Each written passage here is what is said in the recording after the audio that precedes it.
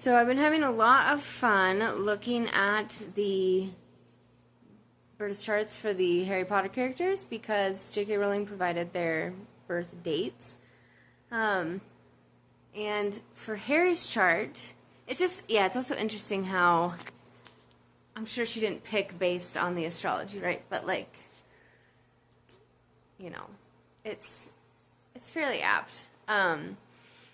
So Harry's chart, if you run it for early enough in the morning, because obviously we don't have their birth time, so his moon is either in Pisces or Aries. And I could see either one, but I think the Pisces makes a bit more sense. And it also puts his moon in a grand cross with Neptune, Venus, and Saturn. And I always find that,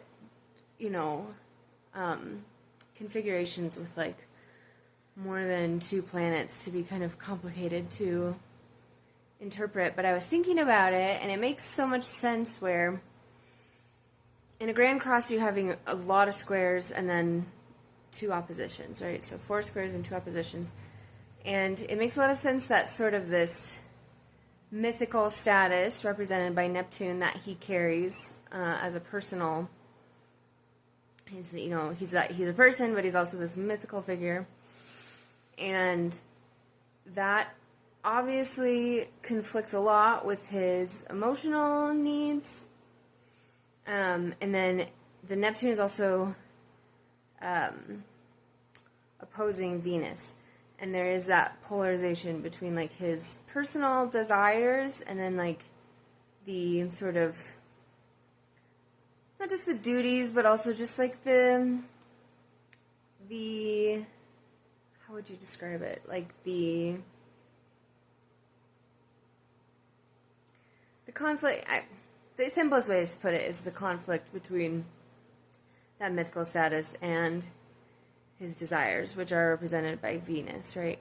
Especially when you put Saturn in there. Saturn is also squaring his Neptune and Venus, and we see that so clearly in the fact that because that he gained this mythical status because of something tragic that happened to him, right? Saturn in the most extreme cases can represent things like death, and especially with it opposing his moon, which represents the mother, and his desire represented by the mirror that is in the second book or whatever, first book, I don't remember, being that he just wants his family, right? So it's just it's very interesting how that ended up being in his chart, depending on when you run it, but still.